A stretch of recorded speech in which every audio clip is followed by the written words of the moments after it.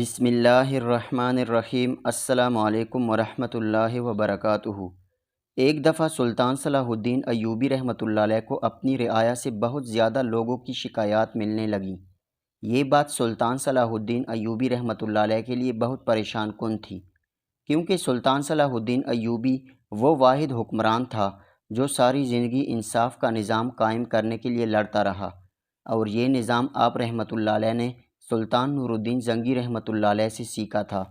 اور سلطان اکثر اوقات کہا کرتا تھا کہ کسی بھی سلطنت میں اگر غربت کو ختم کرنا ہے، ظلم کو ختم کرنا ہے، تو صرف انصاف کا دامن مضبوطی سے تھام لو، کیونکہ جب سلطان صلاح الدین ایوبی رحمۃ اللہ علیہ نے سلطان نور الدین زنگی کے دور میں زنگی رحمۃ اللہ علیہ کے اتنا قریب تھا کہ بہت سی پیچیدہ باتیں جو بڑی عمر کے لوگوں کو سمجھ آتی ہیں، آپ نے اپنی چھوٹی عمر میں ان چیزوں کو سمجھنا شروع کر دیا تھا۔ آپ کی اس صلاحیت کی وجہ سے سلطان نور الدین زنگی آپ سے بہت متاثر ہوا، اور آپ کو اپنی عقلمندی اور صلاحیتوں کی وجہ سے اپنے قریب تر رکھتا تھا۔ جب سلطان صلاح الدین ایوبی رحمۃ اللہ علیہ پر ایک لڑکی نے بدکاری کا الزام لگا دیا، تو اس وقت سلطان نور الدین زنگی نے کہا کہ اگر یوسف یعنی سلطان صلاح الدین ایوبی رحمۃ اللہ علیہ کی جگہ میرا بیٹا ملک الصالح ہوتا تو میں مان لیتا، لیکن سلطان صلاح الدین ایوبی ایسی حرکت ہرگز نہیں کر سکتا۔ مجھے اپنے بیٹے سے زیادہ اس پر اعتماد اور بھروسہ ہے، اور انصاف کے معاملے میں اپنے سگے بیٹے کو بھی ضرور سزا دیتا، اور معافی کی کوئی گنجائش نہ ہوتی۔ اس وقت تمام درباری سلطان نور الدین زنگی رحمۃ اللہ علیہ کی یہ بات سن کر بڑے حیران ہوئے کہ وہ صلاح الدین ایوبی جو کہ سلطان نور الدین زنگی رحمۃ اللہ علیہ کے ایک اشارے پر اپنی جان قربان کرنے کے لیے تیار ہو جاتا، وہی نور الدین زنگی رحمۃ اللہ علیہ جب انصاف کی بات آئی تو صرف ایک عام لڑکی کے بدکاری کے الزام میں سلطان صلاح الدین ایوبی رحمۃ اللہ علیہ کو سزا سنانے والا تھا۔ لیکن اس وقت بھی اللہ رب العزت نے سلطان صلاح الدین ایوبی کا ساتھ دیا، جو کہ کسی بھی معجزے سے کم نہیں تھا، اور وہ لڑکی خود ہی اعتراف کر گئی کہ میں نے سلطان نور الدین زنگی کے وزیر کے کہنے پر سلطان صلاح الدین ایوبی پر الزام لگایا تھا، اور اس لڑکی کی گواہی نے سلطان صلاح الدین ایوبی رحمۃ اللہ علیہ کے کردار پر لگے داغ کو دھو دیا تھا۔ حیرت کی بات یہ تھی کہ اس لڑکی کا سلطان صلاح الدین ایوبی پر الزام لگانا اور سلطان نور الدین زنگی کا یہ کہنا کہ اگر سلطان کے خلاف کوئی ٹھوس ثبوت ہوا تو سلطان بھی اپنے کیے کی سزا بھگتے گا۔ جب اللہ تعالیٰ نے سلطان کو سرخرو کیا تو سلطان صلاح الدین ایوبی سلطان نور الدین زنگی کے اس انصاف کے معاملے پر بڑا راضی ہوا کہ ہمیشہ سلطان نور الدین زنگی نے حق کا ساتھ دیا، اور عین اسلامی اصولوں کے مطابق، اور یہی نظام انصاف سلطان صلاح الدین ایوبی رحمۃ اللہ علیہ نے اپنے دور سلطنت میں قائم کرنے کے لیے 23 سال گھوڑے پر سواری کرتے ہوئے گزارے۔ لوگوں کی شکایات سن کر سلطان صلاح الدین ایوبی بڑا حیران تھا، کیونکہ سلطان صلاح الدین ایوبی جہاں بھی جاتا لوگوں کی شکایات ہی شکایات ملتی، حتیٰ کہ سلطان صلاح الدین ایوبی رحمۃ اللہ علیہ جب پسماندہ گاؤں میں بھیس بدل کر نکلتے تو لوگ سلطان پر انگلیاں اٹھاتے کہ سلطان کے ہوتے ہوئے ہمیں انصاف نہیں مل رہا، ہمیں انصاف لینے میں تاخیر کا سامنا کرنا پڑتا ہے۔ حالانکہ سلطان صلاح الدین ایوبی رحمۃ اللہ علیہ ایسا سلطان تھا جو کہ اپنے دور حکومت میں انصاف کی اہمیت کو بہتر طریقے سے جانتا تھا، اور اپنی پوری رعایا کو مساوی انصاف فراہم کرنے کے لیے اقدامات بھی کرتے تھے۔ سلطان بہت پریشان ہوا کہ آخر میری رعایا کو قاضیوں سے انصاف کیوں نہیں ملتا۔ جب سلطان صلاح الدین ایوبی رحمۃ اللہ علیہ نے علی بن سفیان سے مشورہ کیا تو مختلف علاقوں سے جاسوسوں نے بتایا کہ فلاں فلاں علاقے کا فلاں قاضی اور فلاں علاقے کا فلاں قاضی عیش و عشرت میں پڑے ہوئے ہیں، انہیں انصاف سے غرض نہیں۔ جب یہ خبر علی بن سفیان نے سلطان صلاح الدین ایوبی رحمۃ اللہ علیہ کو دی کہ ہمارے فلاں فلاں علاقے کے قاضی انصاف کی بجائے دنیاوی رنگینیوں میں کھو رہے ہیں، یہ سنتے ہی سلطان سمجھ گیا کہ اگر تالاب میں ایک مچھلی گندی ہو تو باقی سب پر اثرات مرتب ہوتے ہیں۔ سلطان نے فوری راتوں رات ان قاضیوں کو اٹھوایا اور انہیں زندان میں بند کر دیا، اور ان کی جگہ نئے قاضی تعینات کر دیے۔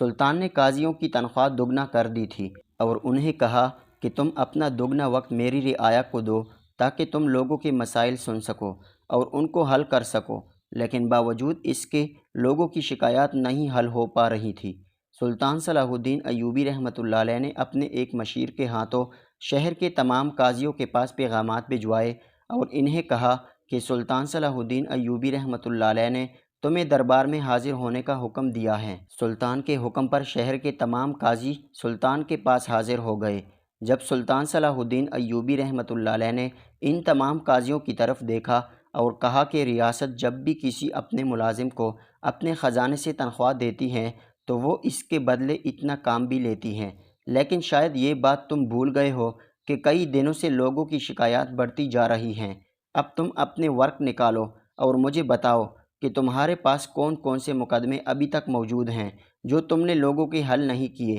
تمام قاضیوں نے اپنے اپنے مقدمات دکھائے اور ہر ایک قاضی کے پاس ایک سال تک پرانے مقدمات ابھی تک زیر التوا پڑے ہوئے تھے۔ کسی قاضی نے کوئی وجوہات بیان کی تو کسی نے کوئی، لیکن سلطان صلاح الدین ایوبی رحمۃ اللہ علیہ جانتا تھا کہ یہ سب خود کو سزا سے بچانے کی ناکام کوشش کر رہے ہیں۔ سلطان صلاح الدین ایوبی رحمۃ اللہ علیہ نے قاضیوں کو حکم دیا اور کہا کہ آج کے بعد میں ہر جگہ، ہر شہر عدالت کی جگہ ایک کھلی کچہری کھولنے کا حکم دیتا ہوں، اور اس کھلی کچہری میں ہر غریب، مسکین، یتیم، مظلوم، حتیٰ کہ کوئی بھی انسان ہو، خواہ وہ کسی بھی مذہب کا ہو، کسی بھی رنگ و نسل کا ہو، اس کو کچہری میں آنے کے لیے کسی کی اجازت کی ضرورت نہیں ہوگی، اور اگر تم لوگ کھانا بھی کھا رہے ہوگے تو تمہیں پہلے اس کی فریادی کی فریاد سننی ہوگی، بعد میں تمہیں کھانا کھانا ہوگا، اور یہ میرا حتمی فیصلہ ہے اور اس میں کسی بھی قاضی کے لیے کوتاہی کی کوئی گنجائش نہیں۔ اس کے بعد سلطان صلاح الدین ایوبی رحمۃ اللہ علیہ نے مزید ایک اور حکم جاری کیا اور کہا کہ میں ہفتے کے 7 دنوں میں 2 دن خود شہر کی بڑی عدالت میں بیٹھ کر قاضی صاحب کے ساتھ لوگوں کے مسائل سنوں گا۔ یہ سنتے ہی تمام قاضیوں کو سمجھ آ گیا کہ اب ہم کسی بھی مقدمے میں نہ تاخیر کر سکتے ہیں اور نہ ہی ڈنڈی مار سکتے ہیں۔ سلطان کے اس فیصلے سے تمام لوگوں یعنی کہ رعایا کے دلوں میں ایک اور امید کی کرن پیدا ہو گئی کہ سلطان صلاح الدین ایوبی رحمۃ اللہ علیہ ہفتے کے 7 دنوں میں 2 دن اپنے آرام کی جگہ اس کھلی کچہری میں گزاریں گے اور ہم جیسے غریب لوگوں کے مسائل حل کریں گے۔ سلطان صلاح الدین ایوبی رحمۃ اللہ علیہ ایک دن کھلی کچہری میں بیٹھے ہوئے تھے کہ ایک قبیلے کا سردار سلطان صلاح الدین ایوبی رحمۃ اللہ علیہ کے پاس حاضر ہوا اور کہا، سلطان معظم، ہم لوگ خانہ بدوش ہیں اور ہم ہجرت کر کے فلسطین سے مصر میں آ پہنچے اور ہمیں ایک سردار نے رہنے کے لیے ایک زمین کا ٹکڑا دیا۔ ہمارا قبیلہ چند خیموں پر مشتمل ہے، لیکن جتنا سونا تھا ہم نے راستے میں خرچ کر دیا، لہٰذا ہمارے پاس کوئی پانی کا ذریعہ نہیں، اس لیے ہم آپ کی عدالت میں تشریف لائے ہیں، آپ ہی ہمیں انصاف دلائیں۔ سلطان صلاح الدین ایوبی رحمۃ اللہ علیہ نے اپنے ایک وزیر کو حکم دیا اور کہا کہ ابھی اور اسی وقت جاؤ اور ایک ماہر کنویں کھودنے والے کو بلا کر لاؤ۔ سلطان کا وزیر اسی وقت روانہ ہوا اور اپنے جاننے والے ایک ماہر کنویں کھودنے والے کو اپنے ساتھ لے آیا۔ سلطان صلاح الدین ایوبی رحمۃ اللہ علیہ نے خزانچی کو کہا کہ اس کو 100 سونے کے سکے دے دو اور پھر اسے حکم دیا کہ تم جتنا جلدی ہو سکے دن رات محنت کر کے ان قبیلے والوں کے لیے کنواں کھودو۔ بہت سی روایات میں ملتا ہے کہ اس وقت بہت گہرائی تک کنویں ہوتے تھے، کیونکہ اس وقت اکثر لوگ پہاڑوں پر رہتے تھے، لہٰذا ان کو پانی زمین سے حاصل کرنے کے لیے بڑی بڑی مشکلات کا سامنا کرنا پڑتا۔ اس مزدور نے سلطان صلاح الدین ایوبی رحمۃ اللہ علیہ کے خزانچی سے 100 سونے کے سکے لیے اور اپنے ساتھیوں کے ساتھ اس سردار کے ساتھ چلا گیا جہاں اس نے کنواں کھودنا تھا، اور سلطان صلاح الدین ایوبی رحمۃ اللہ علیہ نے سردار کو حکم دیا کہ جب تمہارا کنواں مکمل ہو جائے تو مجھے اس بات کی خبر ضرور دینا۔ سلطان صلاح الدین ایوبی رحمۃ اللہ علیہ کے اس کھلی کچہری کے اقدامات سے لوگوں کے انصاف کے مسائل کافی حد تک کم ہونا شروع ہو گئے، کیونکہ تمام قاضی اور سلطان خود بھی کھلی کچہری کا اہتمام کرتے، کسی بھی امیر غریب کو انصاف لینے میں رکاوٹ پیش نہ آئے، اور سلطان نے قاضیوں کی تنخواہیں بھی بڑھا دیں، جس کی وجہ سے اب وہ عدالتوں میں زیادہ ٹائم دیتے تھے۔ پھر سلطان نے علی بن سفیان نے مشورہ کیا کہ اب اپنی سلطنت کے مختلف علاقوں کا جاسوسوں کے ذریعے پتہ کرواؤ کہ اب کیا حالات ہیں، لوگ انصاف کے ان اقدامات سے مطمئن ہیں یا نہیں۔ علی بن سفیان نے ایک ہفتے کے بعد سلطان صلاح الدین ایوبی رحمۃ اللہ علیہ کو جاسوسوں سے لی گئی رپورٹ سے آگاہ کیا کہ اب کافی زیادہ حد تک لوگ سلطان سے راضی ہیں۔ سلطان کے اس کھلی کچہری کے اقدامات نے لوگوں کے انصاف کے تقاضوں کو پورا کیا ہے۔ یہ سنتے ہی سلطان صلاح الدین ایوبی نے شکرانے کے نفل ادا کیے اور غریبوں میں لنگر کا وسیع انتظام کیا۔ جب سلطان صلاح الدین ایوبی رحمۃ اللہ علیہ نے دیکھا کہ میری رعایا کے بہت سے لوگ بھوکے ہیں اور دربار میں تل درنے کی بھی جگہ نہ تھی، یہ دیکھ کر سلطان نے وزیر سے کہا کہ لوگوں میں کھانا میں خود تقسیم کروں گا۔ علی بن سفیان نے دیکھا کہ سلطان جب لوگوں میں کھانا تقسیم کر رہے تھے تو ان کی آنکھوں میں آنسو تھے، چونکہ علی بن سفیان سلطان صلاح الدین ایوبی رحمۃ اللہ علیہ کے بہت قریب تھا، لہٰذا انہوں نے سلطان سے پوچھا کہ سلطان معظم، اب تو رعایا دن بدن آپ پر زیادہ خوش ہو رہے ہیں، لیکن آپ کی آنکھوں میں آنسو ہیں۔ تو سلطان صلاح الدین ایوبی رحمۃ اللہ علیہ نے تاریخی الفاظ ادا کیے تھے، اے علی، میں بھی تو انہی لوگوں میں سے ایک ہونا کہ جسے اللہ تعالیٰ نے تخت پر برجمان کیا۔ علی، یہ آنسو خوشی کے ہیں کہ میں ایک عام انسان ہوں، لیکن اللہ تعالیٰ نے مجھے کتنا بڑا عہدہ دیا، اور دوسرا میرے آنسو کی وجہ یہ ہے کہ میں نے ہمیشہ اللہ سے دعا کی ہے، یا اللہ، جب تک میری سانسیں چلتی ہیں میں انصاف کا بول بالا کرتا رہوں، کیونکہ اسلام اور انصاف کا آپس میں بہت گہرا تعلق ہے۔ جہاں انصاف ہوگا اسلام بھی ضرور ہوگا، اور جہاں اسلام ہوگا وہاں انصاف لانا اللہ نے میرے ذمہ کیا ہے۔ علی، میں ایک ادنا سا انسان ہوں، اللہ تعالیٰ نے اتنا بڑا عہدہ بھی دیا اور مجھے تم جیسے مخلص لوگ بھی دیے۔ یقین رکھو علی، آخرت میں اللہ تعالیٰ ہمیں اتنا نوازے گا کہ ہمیں دنیا میں عطا کیا گیا یہ سارا مال و متاع آٹے میں نمک کے برابر بھی نہیں لگے گا۔ یہ الفاظ سن کر علی بن سفیان بھی زاروں قطار رونے لگے۔ سارا مجمع حیران تھا کہ آخر چل کیا رہا ہے۔ سلطان صلاح الدین ایوبی رحمۃ اللہ علیہ نے لوگوں کی بڑھتی ہوئی جستجو کو کم کرنے کے لیے کہا کہ اے میرے لوگوں، اے میرے بھائیوں، میں ایک ناتواں سا انسان ہوں۔ اپنی پوری کوشش کرنے کے باوجود بھی اگر میں تم تک کسی بھی طرح کا انصاف یا روزگار وغیرہ کا انتظام نہ کر سکوں تو مجھے معاف کر دینا، کبھی بھی میری اللہ سے شکایت نہ کرنا۔ میں انسان ہوں، خطا کا پتلا ہوں، کسی بھی جگہ اگر غلطی ہو جائے تو مجھے معاف کرنا۔ میرے دروازے ہمیشہ تم لوگوں کے لیے کھلے ہیں، تم میرے پاس آنا، مجھے میری غلطیاں، کوتاہیوں سے اور اپنی پریشانیوں سے آگاہ کرو، میں جس قدر ہو سکا تمہاری مدد کروں گا۔ سلطان کا یہ سننا تھا کہ بھیڑ میں کھڑے تمام لوگوں کے آنسو جاری ہو گئے اور سب نے بآواز بلند کہا کہ خدا کا شکر ہے کہ اللہ نے ہمیں آپ جیسا سلطان عطا فرمایا۔ آپ پر ہمارے بچے قربان، ہماری جانیں قربان، ہمیں آپ سے کوئی شکایت نہیں، کیونکہ ہم جانتے ہیں کہ ہمارا سلطان کاہل، سست اور فرعون نما نہیں۔ تاریخ نے یہ منظر پہلی بار دیکھا۔ سلطان کے وزراء اور تمام لوگ رو رہے تھے، لیکن یہ آنسو خوشی کے تھے۔ سلطان نے ہر چھوٹے بڑے کو اپنے ہاتھوں سے کھانا ڈال ڈال کر دیا۔ جب ایسا سلطان ہو تو اللہ تعالیٰ کی طرف سے کروڑوں رحمتیں نازل کیوں نہ ہوں، برکتیں کیوں نہ ہوں۔ اکثر اوقات جب کبھی خزانہ مال سے بھر جاتا تو یا ضروریات سے زیادہ ہوتا تو سلطان بغیر کسی تفریق کے اپنے خزانے کا منہ غریبوں کے لیے کھول دیتے، لیکن سلطان صلاح الدین ایوبی رحمۃ اللہ علیہ کے یہ غریبوں کی خوشحالی کے لیے کیے گئے اقدامات دشمن کو ایک نظر نہ بھاتے تھے۔ وہ ہر وقت سلطان صلاح الدین ایوبی رحمۃ اللہ علیہ کو اپنی رعایا کے سامنے شرمندہ کرنے میں لگے رہتے، کیونکہ دشمن کو اسلام کی بڑھتی ہوئی شہرت ہرگز پسند نہ تھی۔ وقت گزرتا گیا۔ ایک دن سلطان صلاح الدین ایوبی رحمۃ اللہ علیہ عدالت میں موجود تھے کہ اتنے میں ایک جاسوس نے سلطان صلاح الدین ایوبی رحمۃ اللہ علیہ کے کانوں میں کچھ کہا۔ جاسوس نے جو خبر دی وہ سلطان صلاح الدین ایوبی کے رحمۃ اللہ علیہ کے لیے بجلی بن کر گری، کیونکہ اس جاسوس نے سلطان صلاح الدین ایوبی رحمۃ اللہ علیہ کو بتایا کہ سلطان نور الدین زنگی کے اہم دستاویزات، جس کو ہم نے 1 سال کی مسلسل کوششوں کے بعد حاصل کیا تھا، وہ ہمارے سپاہی لے کر آ رہے تھے۔ راستے میں دشمنوں نے ان پر حملہ کر کے ان کو شہید کر دیا اور وہ دستاویزات وہاں سے چھین کر لے گئے۔ جب سلطان صلاح الدین ایوبی رحمۃ اللہ علیہ نے یہ خبر سنی تو غصے سے کانپنے لگا، چونکہ وہ دستاویزات سلطان صلاح الدین ایوبی کی سلطنت کے لیے بہت اہم تھیں، کیونکہ یہ دستاویزات سلطان نور الدین زنگی کی سلطان صلاح الدین ایوبی کے پاس امانت کے طور پر تھیں، اور اس میں بے شمار اہم راز تھے۔ اس میں سلطان نور الدین زنگی رحمۃ اللہ علیہ نے سلطان صلاح الدین ایوبی رحمۃ اللہ علیہ کی فتوحات کے بارے میں بہت سے راز چھپائے ہوئے تھے، لیکن وہ راز ایک صندوق میں بند تھے۔ لہٰذا سلطان صلاح الدین ایوبی نے اپنے ایک وزیر کو کہا کہ ہم نے دشمنوں کے صندوق کھولنے سے پہلے اگر وہ دستاویزات حاصل نہ کی تو وہ دشمن ہماری سلطنت کو بہت زیادہ نقصان پہنچا سکتے ہیں۔ سلطان صلاح الدین ایوبی رحمۃ اللہ علیہ اسی وقت اپنے گھوڑے پر سوار ہوا اور واپس اپنی قیامگاہ کی طرف لوٹ آیا۔ علی بن سفیان سلطان صلاح الدین ایوبی رحمۃ اللہ علیہ کو پریشانی کی حالت میں دیکھ کر آپ کے پاس آیا اور فرمانے لگا،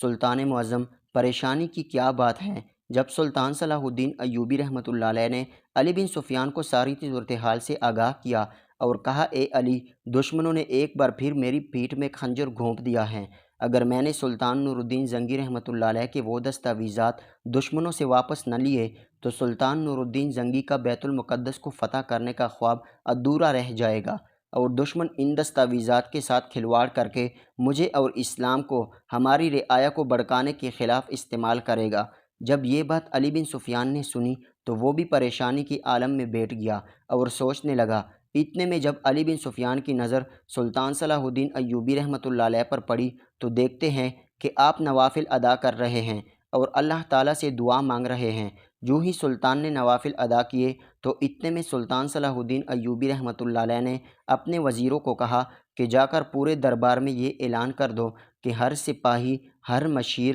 ہر وزیر، ہر سنتری کا یہ حق بنتا ہے کہ جس جگہ حملہ ہوا وہاں کا ایک ایک چھپا چھان مارو، کسی بھی طرح سے یہ دستاویزات مل جائیں، چونکہ یہ مسلمانوں کی آزادی کی بات ہے، لہٰذا اپنی جان کی پرواہ نہیں کرنا۔ سلطان صلاح الدین ایوبی رحمۃ اللہ علیہ اب یہ حکم صادر فرمانے ہی والے تھے کہ اتنے میں وہی مزدور جس کو سلطان صلاح الدین ایوبی رحمۃ اللہ علیہ نے کنواں کھودنے کے لیے بھیجا تھا، اس نے دربار میں صدا لگائی اور فرمانے لگا، سلطان معظم، اعلان کرنے سے پہلے میری آپ ایک عرض سن لیں۔ جب اس نے بات کہی تو تمام درباری غصے میں آ گئے کہ ایک عام آدمی ہو کر سلطان صلاح الدین ایوبی کے الفاظ کو ٹوکتا ہے، اور سپاہی اس کی طرف تلواریں لے کر بڑھنے لگے تو سلطان صلاح الدین ایوبی رحمۃ اللہ علیہ نے اپنے سپاہیوں کو حکم دیا کہ رک جاؤ اور اس مزدور کو میرے پاس لے آؤ۔ سلطان صلاح الدین ایوبی رحمۃ اللہ علیہ نے اس سے پوچھا، بتاؤ بھائی، کیا کہنا چاہتے ہو؟ یہ مزدور بولا، سلطان معظم،